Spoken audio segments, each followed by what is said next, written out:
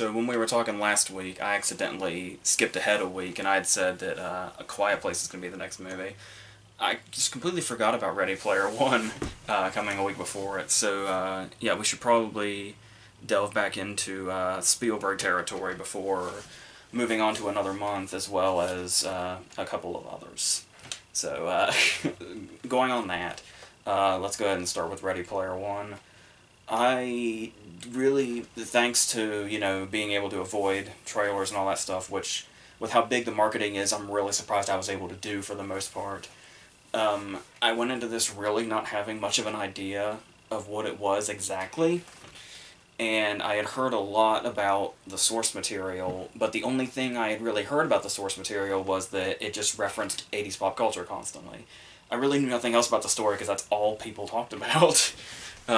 And I heard a lot of negative things about the source material. I've heard some positive things, and people do like it, but for the most part, there just kind of seemed to be this looming thing of, well, all it is, pop culture references, and it's like, we're at a time now to where when movies like if we talk about the Freeberg and Seltzer spoof movies from a decade or so ago that were thankfully briefly popular, that's kind of what you think of when you think of constant pop culture references in movies, which obviously is a terrible thing. So it was like, how are they going to pull something like this off, especially with, are they just going to keep up with the 80s stuff, or what are they going to, because obviously with a countless number of things, there's just this kind of constant 80s nostalgia thing that's been going on for a while. I'm pretty sure in future movies, if they want to do like nostalgia trips to around this time, they'll have nothing to go on because we've spent almost this whole period like in this 80s nostalgia phase, but still, there was something, and it was like I had been hearing comparisons like Wreck-It Ralph, which is understandable and more or less accurate. But then I kept hearing stuff like the Emoji Movie, which is, not so much. I think people just love, for some reason, bringing up the Emoji Movie in any possible conversation ever because they're still obsessed with a movie they hated last year. I don't know. But, going on that, though, what I was thinking was, it's sort of like, I don't know if anybody remembers the Oscar-winning animated short Logorama from a while back, with the foul-mouthed Ronald McDonald that, like, robbed a bank, and the Michelin Men policemen were after him, and it was just, like, constant, like, everything was made out of some famous logo. I was thinking it kind of felt more like a PG-13 version of that, more than anything else, which is a compliment.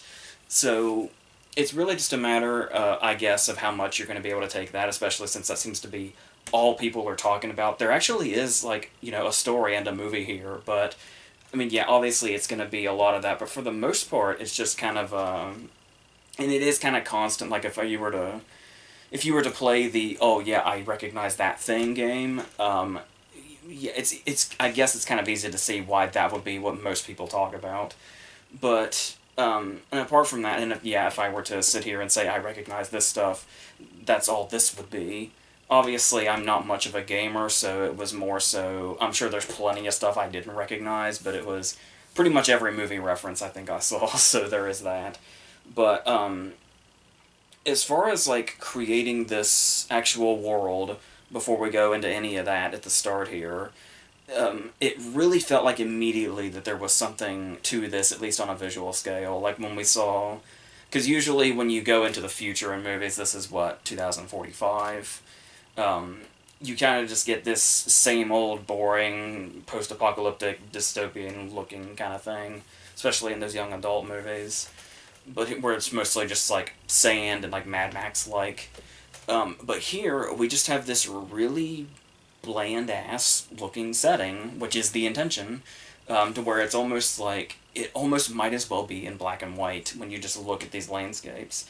But then as we come forward and we see just these little tiny hints of color that would just be nothing with any other background, like he's wearing just normal clothes when we see him, or there's just random objects here and there, or like a billboard, on the background of this world, every single color that there is, no matter how mundane whatever it's on is, just really kind of pops out in a really effective way. Like I said, even with, the plain ass clothes he's wearing, it's almost like he just kind of pops out of this room when we see him um, on top of this background. And so I thought that was a really kind of cool opening shot to it before we even go into the world and see all the, yes, instantaneous references as we go through all the different worlds and kind of like that one long shot through all this. So it really kind of had me from the get-go, even though it did occur to me early, like, this is 2 hours and 20 minutes. I'm sure some of this will get tiresome eventually if they do it the wrong way. But the thing is apart from stuff like, stuff that you more or less, they have no choice but to mention, like the Iron Giant, because of how much he comes into play, or Chucky, which obviously they point out with that particular line. It's a line people are going to remember, so we can give the benefit of the doubt there. But apart from that, it's not really, like, the worst thing they could have done here it would have been to do like those old spoof movies and just say, like, oh, look, they have to actually stop and say, oh, it's this thing, and call it by name, and this thing and call it by name. But, except for maybe a few times, it's really just background stuff that you have to specifically look for. I mean, sure, a lot of it's really blatant, obviously, but I mean, there's always something going on in the foreground as well, and it's not just stopping to say, look at all this stuff constantly. It's just there, and then it'll be something else within seconds, so, yeah. So, I guess if you're like me, and, like, half the stuff is probably going to be something that doesn't even register with you, then maybe you'll be like me, and it won't seem as overwhelmingly, look at all the shit. But even so, just with movie references and the few gaming references I did get, it did feel like a lot. But once you realize, that it's just the world, I mean, what else can you really expect from it? Because there's, like, I mean, I do get that there is, like, okay, yeah, the Shining thing, I do get, and I imagine it'll be the standout scene for a lot of people. I did think was maybe a bit milked, and there was stuff like, I mean, it is an interesting concept to have this movie that I imagine most of us know very well and know what's around every corner, but the context of the scene is like, one character in the movie that hasn't seen The Shining is the one that's trapped in the Overlook Hotel by themselves, going through all this. So it's like when they are, like, the elevator happens and the blood, and they're going down the hallway, and they happen to grab onto a door and go behind it to get away from the blood. Of course it's room 237. And we know this is a problem, but this person is just so innocently oblivious to why that is the absolute worst possible place they could have gone. There is definitely something there. Though I suppose, and there's probably a few cynics or so in the audience that maybe had the same thought process I did, where it was like, it feels like there's so many possibilities, because the whole thing, like, wasn't all the advertisements use a new variation of the Pure Imagination song from Willy Wonka, so it's like, yes, this movie, the whole point of this movie and heart of this movie is just, loving and embracing imagination in itself and all these different possibilities. But then you have stuff like them going through Mark Rylance's memories, and you know that they're going to end up in a movie at some point, and they're going through all the movies. And of course, some people might think it might pull them out of the world is endless thought process if you think something like, well, whatever it is, I'm sure it's a fellow Warner Brothers movie. So, if you get restricted by some things like that, maybe it won't quite have the impact, but that's just something small. For a world that is so gigantic, and still has so much to offer anyway. And so, when I knew it really I would say it really had me, but at the same time, I felt like it kind of peaked a little early, too, with this race. This is like, obviously Spielberg has had some great action scenes in the past. The one thing I kind of thought to compare this to would have been the climax of Tintin, which is incredible. And it's like, this race scene makes the climax of Tintin look so tame by comparison. And once again, it could have really faltered. It could have been one of those way too much is going on, it's way too cluttered, it's way too big and loud and all that. But no, it's fucking amazing and incredible, and the references work really well. The whole Kong obstacle thing is like perfectly utilized. Um, and the way they do this also is it's sort of like oh, where was I going with this now? There is stuff to where it's like when you get to the battle scenes towards the end, it it's great. There's some really good stuff in here, but it is to the point to where it does tire itself out a little bit. But there's usually always something to kind of win you back over, or something small that they throw in there, or with like there's a particular one with the Iron Giant where they mesh references. Like they could have used a full-on Iron Giant reference, but they used the Iron Giant and made another reference to something else entirely instead. And so I thought that was kind of inspired actually. If you since you have to live in this reference-heavy world, to kind of to be able to do that, but go in those different directions anyway, to where it's still not exactly what you're expecting, and it still has enough of an impact to stand as its own moment. Yeah, they do that just fine for the most part. Um, and of course, we've got Ben Mendelsohn as a villain that especially when he's in like his offices, feels like he's right out of RoboCop. I mean, obviously there's like RoboCop references, obviously, but I mean that one almost felt like a very indirect one. Like this, him in his office felt very much like some deleted scene from RoboCop or something. Um, and yeah, I do like the way they utilize him as a villain. Once again, he's another one of those villains that's not afraid to just get right down in the shit, despite the fact that he's more or less played up as the guy that wears the suit and stands at a safe distance behind a desk or whatever. And I mean, there's some really obvious blatant connotations, like the whole. They're obvious and blatant, but it still kind of works anyway. Like the moment when they're making the references to Shermer High School from the John Hughes movies, and he tries to trick him by saying that, trying to get him to say that Fast Times is a John Hughes movie to show that he's actually bullshitting him and doesn't know all this pop culture stuff, and that he's actually just being fed it in an earpiece, and it's like they're playing up Mendelsohn as those corporate guys that think they're trying to get the attention of people that love a certain thing, but it's really just a corporate thing, and they don't know jack shit when they're trying to play themselves off like they do. They are in the know with stuff like this. So, like I said, it actually still does work, even if it's totally obvious. It's obviously supposed to be something else. But then there's also sort of details like at first I was really put off, but then I kind of saw what they were, I'm guessing, doing. And I guess this isn't actually confirmed, but I just kind of took it as this. There's this character that shows up that looks like an absolute badass. He's like this really big dude. He's basically, he does Mendelssohn's dirty work within the world. And his body is like a skull. It's almost like it's armor, but it's also the shape of his body. And I don't know, it's really cool looking, but as soon as he opened his mouth, I knew exactly who it was, and it was the bane of my existence, T.J. Miller. And I was like, that just fucked right up. But then it was like, okay, I think I understand this now, to where it's the whole idea of, because we never actually see who's controlling the avatar that is this T.J. Miller, big badass dude. But I was getting the vibe that, well, if T.J. Miller's voice is coming out of him, that must mean, anybody can look like some big, huge badass in this world, and for all we know, the person controlling them is some nerd somewhere. And it kind of gave off that vibe without actually having to really show that. I mean, I guess they show that with other characters, but I did kind of like that we kind of get that vibe because it's T.J. Miller's voice without ever actually seeing who's controlling this dude. So there is that.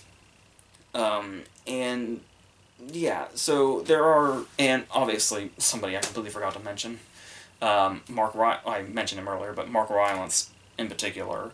As you can probably guess, I don't even think I need to say this, but I'll go ahead and say it anyway. Mark Rylance is definitely the heart of this movie. Like, that really kind of, gentle voice that he has, and that sort of compassionate nature that just seems to ooze out of him effortlessly in, every role he does. yet somehow still doesn't seem like he's always playing the same character, really brings a heart to this movie in kind of a way I wasn't really expecting that much. But as it goes on and we learn more about this character, there's just these scenes that he pops up in, and it's like, yeah, he just really kind of brings an emotional value to what's happening here with all the big action scenes and all that other stuff. Especially towards the end, his scenes just are like really touching, despite what surrounds them. Um, and so that's definitely really important. It definitely puts what happens in the rest of the movie in a much better place than if you just, had another movie where these were just big action scenes not connected by a whole lot, and you actually have these just really small emotional scenes that kind of piece it all together in one big way, and give the whole thing a drive for the direction we're headed in.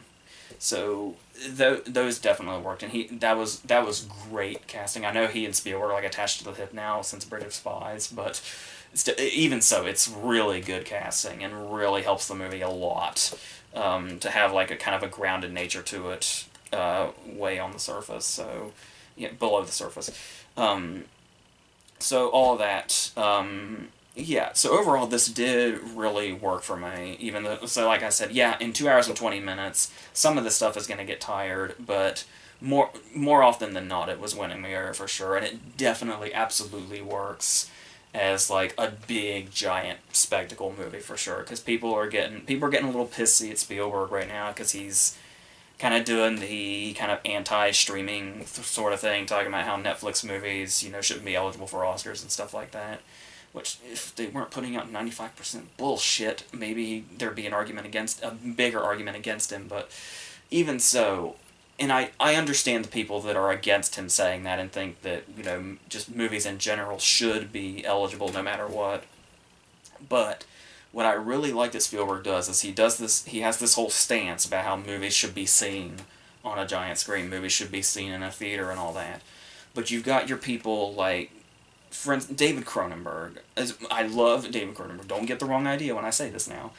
But David Cronenberg has had a habit a lot lately of talking about how he thinks the state of movies today is like really shitty, and how he thinks we're going in a bad direction, cinema's dead, and all that other stuff. It's quite a few people, but I just remember Cronenberg has said quite a few things.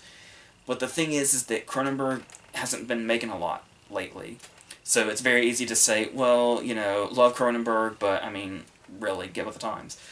But with Spielberg, he can say something like, movies need to be seen on a big screen like that, and he can put his money where his mouth is. He can say, movies should be seen, in the biggest way possible, like this shit, and gives us the racing scene in Ready Player One. And it's like, okay, Spielberg, even if I don't agree with you, you're allowed to say that shit. It's like, you can say whatever the fuck you want. You can have whatever stance you want, because you're able to act on it. You can say movies should be like this and actually make the shit and show us still.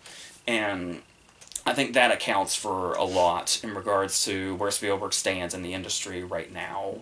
It's like, it's very popular to say, oh, he hasn't made a good movie since, Catch Me If You Can or something.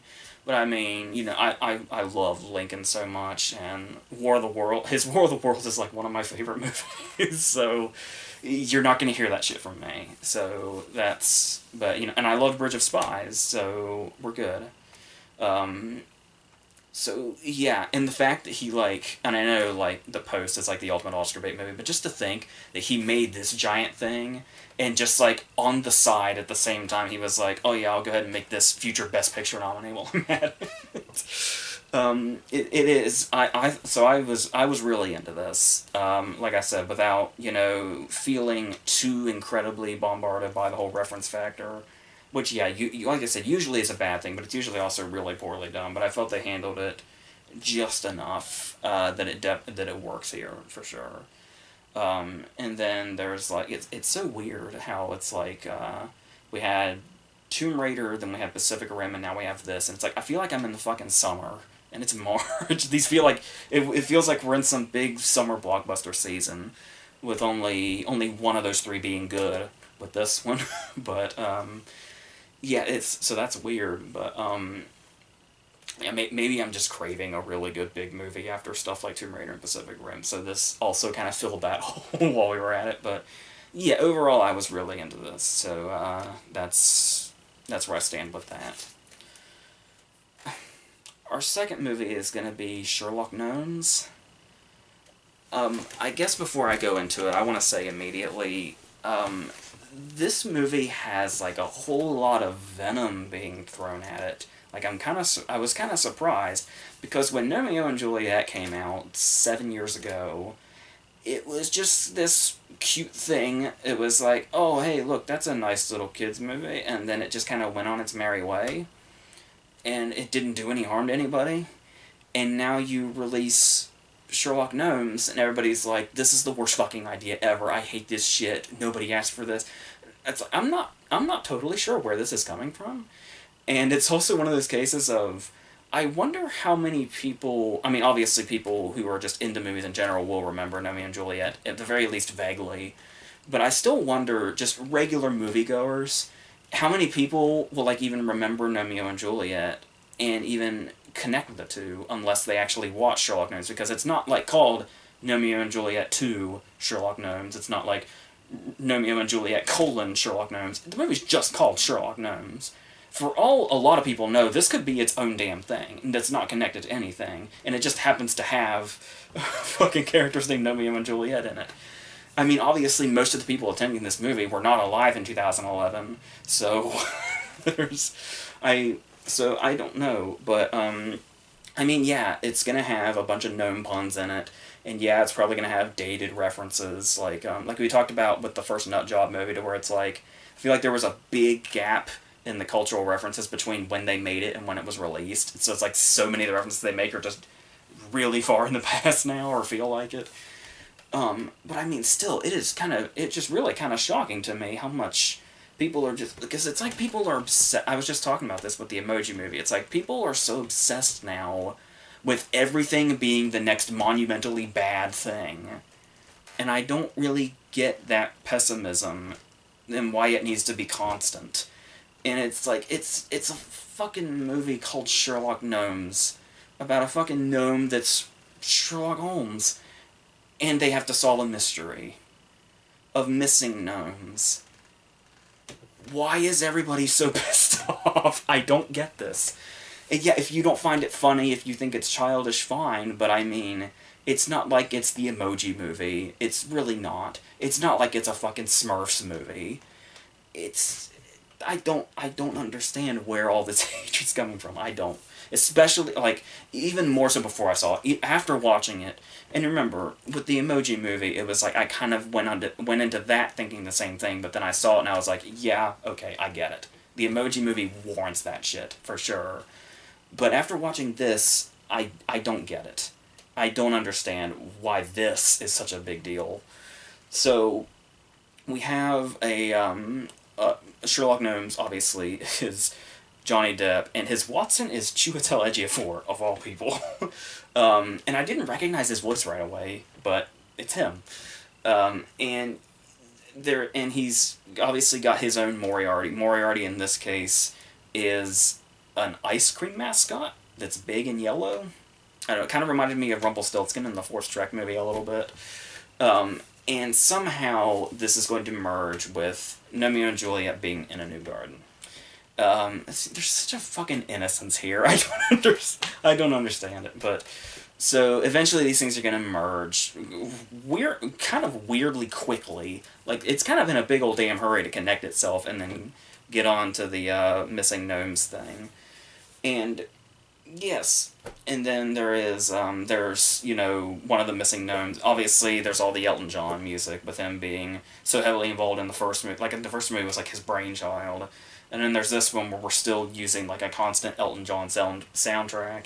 And one of the gnomes missing is, there's like a picture, and it's so clearly, you know, an Elton John gnome. It's like, this is like the second time very recently that Elton John has been kidnapped after Kingsman. So it was like, that's kind of odd.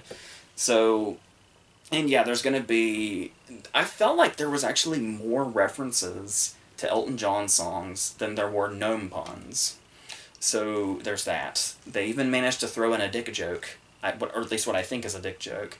when his code name when they're investigating stuff is Tiny Dancer, and then the guy just starts calling him Tiny D, and Nomeo says, "Do not call me Tiny D." So it's like I guess Sherlock Gnomes made a dick joke. I'm gonna guess that anyway, or maybe my mind just went in the gutter there. I don't know. But the interesting thing about this is that you look at this voice cast. You've got Depp doing Gnomes. You've got Chiwetel doing Watson, but then you've got McAvoy and Emily Blunt are doing Romeo and Juliet again. Michael Caine is in there. It's like the head gnome. Julie Walters. Whoever's doing the frog. And it's like, this is a weird case for an animated movie to where it's like the criticism is in the reverse of what it usually is. Because usually in movies like this, when you have a big name cast, and it just kind of seems like a half-assed animated movie, you think the voice cast just feel like they're reading their lines just very bored and going through it, while the animation is doing everything it can to keep everything alive. But here it's the reverse, and it's like, everybody in the voice cast here seems totally game for this. They're like delivering these stupid lines with so much conviction, and it's the animation that doesn't really seem all that into it. And it's like you've got McAvoy and Blunt like giving it their all in these lines, and they just kind of, I mean, I know they're gnomes, there's not a lot they can do. I guess that's one of the ways you can critique it for saying what a weird idea, because how much can you really do with this? But yeah, so I just found that kind of weird. But then you have stuff like, and yeah, it's a movie that could benefit from being a bit smarter, like, striving to at least be clever and not just, kids' jokes and puns and all that other stuff. Kind of like, if you want to break down one line, I guess, it would be when Watson's looking for Nomeo, and he calls out Nomeo, Nomeo. But then he says, "Oh, don't make me say it." And then he says, "Wherefore art thou Nomeo?" And it's like, that kind of makes you stop and say, how could you have made that clever? And it's like, you could have just stopped at him saying, "Oh, don't make me say it," where it's like, okay, but it's like, or just have him say Nomeo, Nomeo, and let us in our minds take it. Maybe it would feel, I don't know that it would feel clever, it would feel a little more clever than it actually comes off. Okay? I'm trying to make it seem like there was a little hope here, okay? So, the thing here also is that it's also one of those movies where you feel like there's so many jokes happening all at once, but it's not smart enough or clever enough because you feel like you catch everything. Like if you watch the Hotel Transylvania movies or something, which probably do seem a little dumb on the surface, there's still something smart about them, and there's so many different details. It feels like there's jokes that you're missing, or things you're not quite grabbing because things go by so fast, and they're a bit clever about it. But here, you don't get that at all. You feel like you catch every single joke, and that's what makes it so tiresome, and so ultimately not very as amusing as it probably could be. Even little in-jokes, like when Nomeo's hiding in a bag that says Harryhausen on it. And it's like, yeah, we all know that. They've been making, Harryhausen references in animated movies as far back as, like, the name of the restaurant in Monsters, Inc.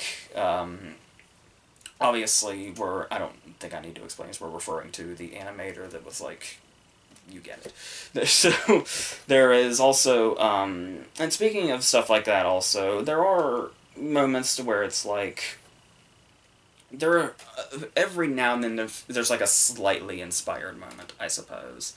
Like when we get, I mean, obviously they wear this out and they do it over and over again, but the first time or so, it's like, oh, okay, when we go inside Holmes's mind while he's trying to map shit out, and it does the, the relativity with the stairs and all that. They kind of play with something like that, and it feels, clever, even though they kind of wear it out eventually. But it felt like there was something, like I said, there's nothing, like, really, there's nothing hateable about this. It's just, if at worst, it's just not trying hard enough. That's it. That's all it really is. And, like I said, the way it comes together does feel very fast, and it does, that also kind of works against it. Like their little sad breakup, go our separate ways thing happens like half an hour in. But even so, the movie is like really damn short. There's only like 45 minutes left after the first half hour, if you don't count credits. But if you just get up and leave as soon as they start. But still, um, and yeah, it does have some stuff in it that is like that are the staples of like really bad animated movies. There's obviously a character voiced by Mary J. Blige, and you know as soon as you realize this, there's the only reason they cast her in this part is because there's going to be a pointless musical number. And yeah, right in the middle of it, for no damn reason whatsoever, connected to absolutely nothing, is a musical number.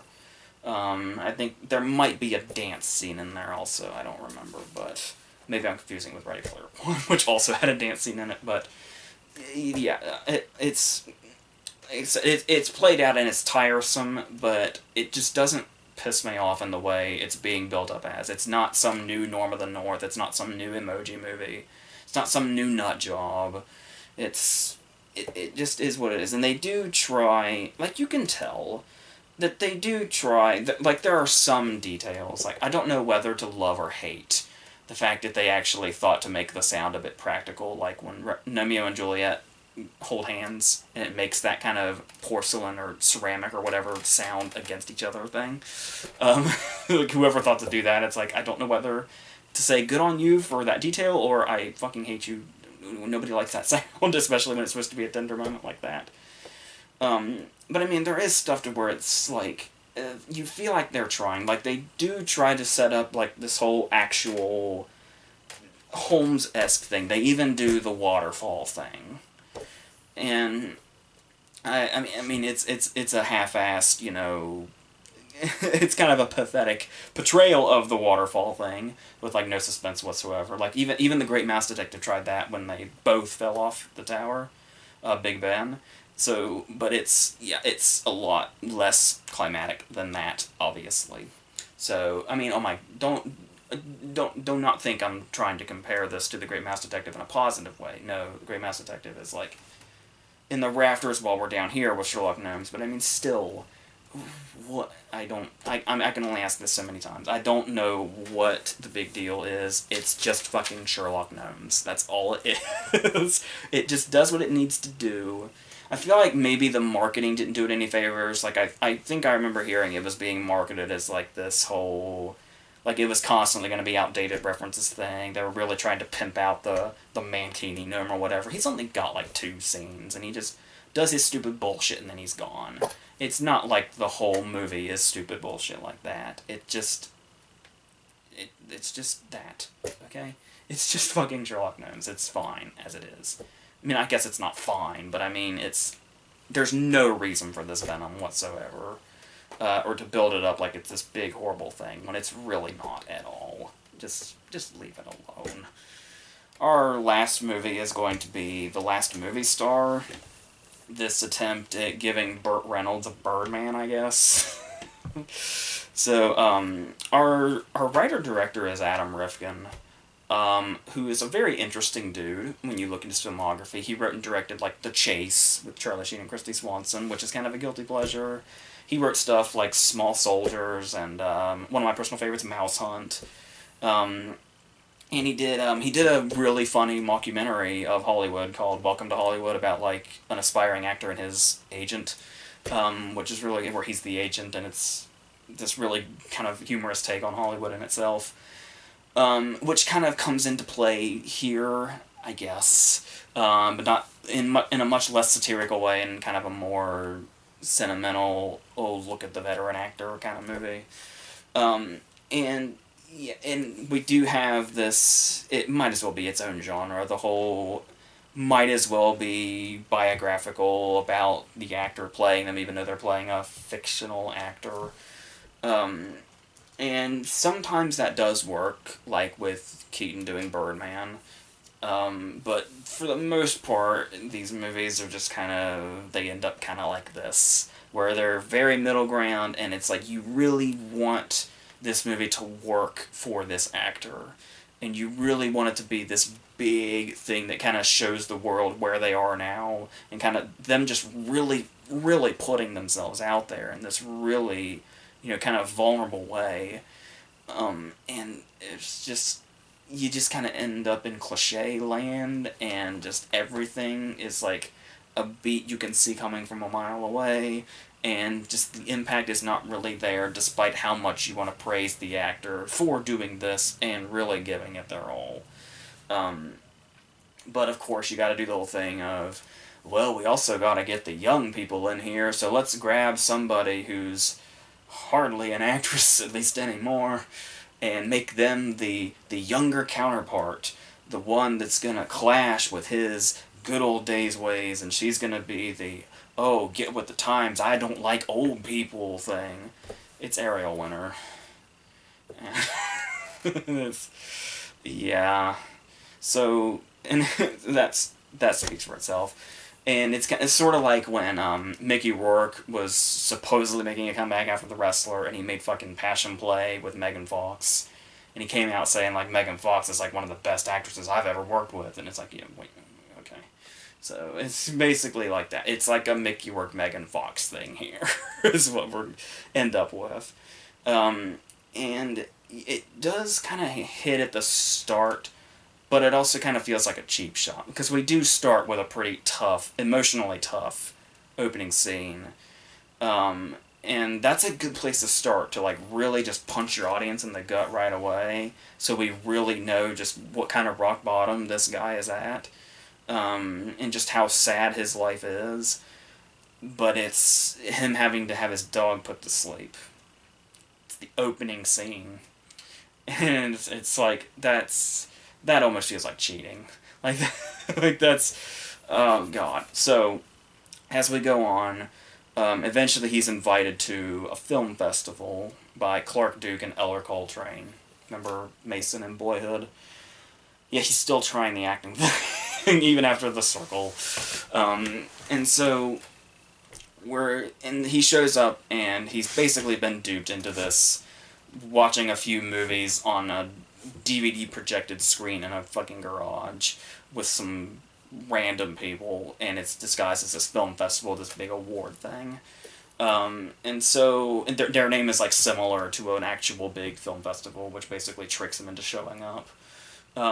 So and then we pretty much know exactly where it's going to go from here, because he's resentful about the fact that the place is a shithole. He's resentful about the little piece of shit Ariel Winter that has to pick him up, who just acts like an asshole, so he acts like an asshole in return, and oh, they hate each other. They're so not going to share lovely, tender moments later together, though, once they really get to know each other. We're not expecting that at all.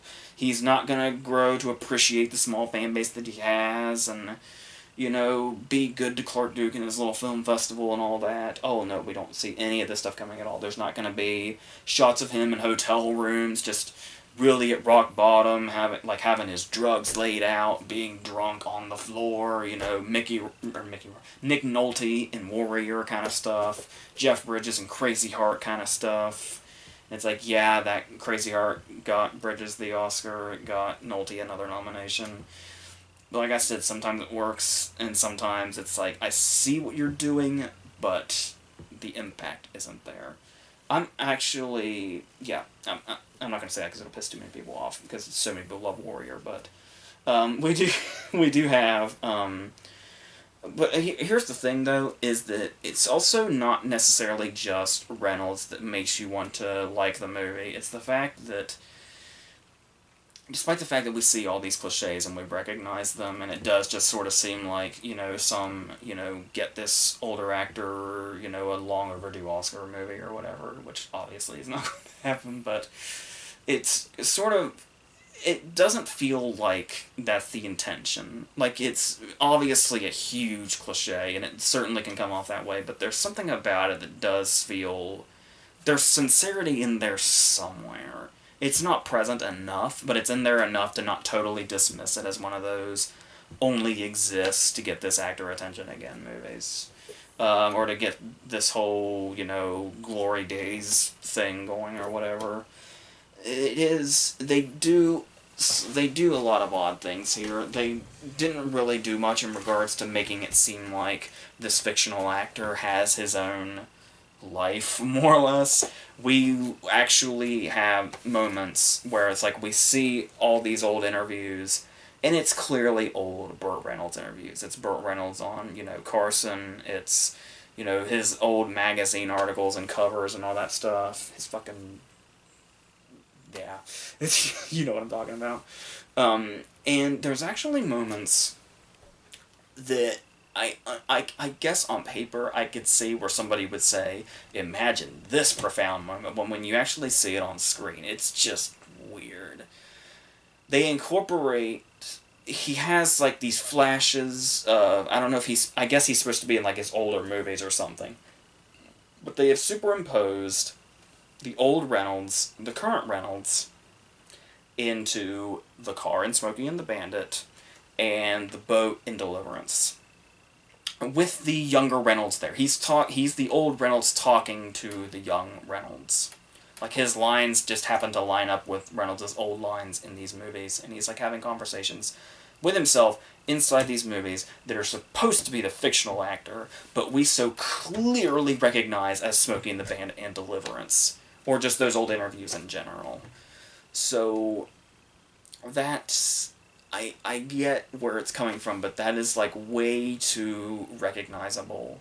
Like, I mean, like, take some random old one. Take a movie nobody gives a fuck about, like Fuzz. Like, use footage from Fuzz or something. And that's... I don't know. It just comes, like... I mean, it's a decent edit. It's a decent edit when we go from Ariel Winter pulling the steering wheel on her car into a cut from Smokey and the Bandit of his car making a sharp turn, and we go into that, dream sequence or whatever.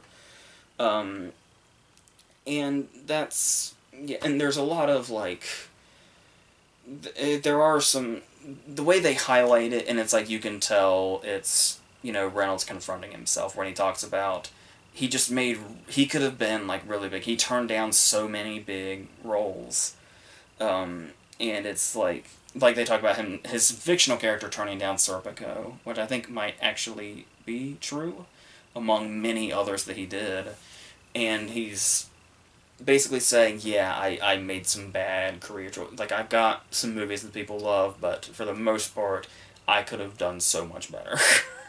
And I just made bad decision after bad decision, and other people's careers got to take way off and continue to, and I'm here trying to do my own version of Birdman, and it's not going very well.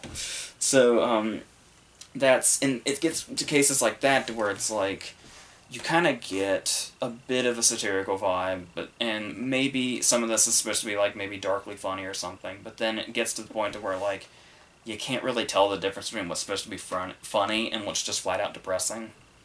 And that can work, I suppose, if you've got a certain grip on what you want, but this isn't that kind of movie. I honestly don't know, and it's and it doesn't help. The movie suffers for it. And they incorporate Chevy Chase is in this, but the thing about it is that I forgot Chevy Chase was in this until he showed up again in the last scene. He's here as, like, Reynolds' friend. He may go unnamed. Maybe he's supposed to actually be Chevy Chase. I really can't fucking tell. And it's... Yeah. And it's like, I feel like you had something there. You were trying to do something. Or there could have been something there that could have been very interesting. And yeah, you just kind of forget that it even happened. You forget that it existed. And then, like I said, as it goes on, it just becomes serious drama 101. We've got, like, shaky cam and slow-mo when he's alone with his drugs and his alcohol and shit. And it just goes in all the same directions that every single movie like this pretty much has. And not just these movies where it's like, it's a dude basically doing his own biography. It's just any drama about, some older guy that's, whose life is falling apart or whatever, or is battling certain inner demons or whatever. It's just all the same shit. And it just really brings everything down into this kind of who gives a fuck territory when it's really trying to do the sincere thing. And it's too steep of a hill to climb for the stuff that's trying to work. And it's like, it's almost like they're they try to say something profound. Like he's obviously got he's gonna have like a couple of Oscar clip scenes, especially towards the end. But there's one particular scene when he's giving a speech, and he says, "Audiences will forgive you for a shitty Act 2 if you wow them with Act 3." And it's like, yeah, for life, that's kind of a profound way to look at it, especially for an actor. But when you say it inside this movie, at the end of the movie, I feel like you kind of caught yourself, and you think, you know what? Maybe if we give Burt Reynolds enough Oscar clips, they'll forget that the movie is kind of cliche shit for the most part. Not really, unfortunately. So that's pretty much what that is. Like I said, there is a sincerity lurking in there, but for the most part, it's, especially with like just this release, it's just kind of here you go in March, and it's kind of, I mean, he's doing the rounds and he's charming people on the talk show circuit and all that, saying some bizarre things, but for the most part, you know, showing that he can still be quick-witted even, because people were worried about him for a while. Like, he showed up at like Comic-Con or a book signing or something, and he just looked like absolute shit, and people thought he was like really sick or something. That was probably a few years ago now. It's one of those cases where, much as you hate to say it, after you saw those pictures, it was like, when are we going to see the article that's breaking the news to us? But he's, seems to be, you know, obviously he's looking older, of course, but there's still, you know, he still has something. But this movie only shows it so far, so that's pretty much what we have. So that's always unfortunate, because you know when this happens that a lot of people, like I said, they can come off really, you know, surface level, just give us awards kind of shit, but it really does feel like this is one of those cases where it's not coming from that superficial of a direction, but it still just feels kind of lazy and like just a running through the motions to get the point across, and kind of hoping for the best when they put it out there, but it's kind of misses the mark. So there's what we have. Yes, no, I missed The Strangers again. Sorry. But we do have A Quiet Place coming. That would make an interesting double feature. So, as I said last week, I think. So, I will attempt to do that. We'll give Blunt another go, a much more critically acclaimed go, and hope for the best for her. So, yeah, I forget what else is coming, but whatever. The Versus is going to kind of stick with, now that I'm kind of in this mode of it feels like we're in summer blockbuster season for some reason in March. I'm going to bring that through to the Versus as well and do that whenever I do, which will be in the next day or so. So that's what is going on. So until then, that's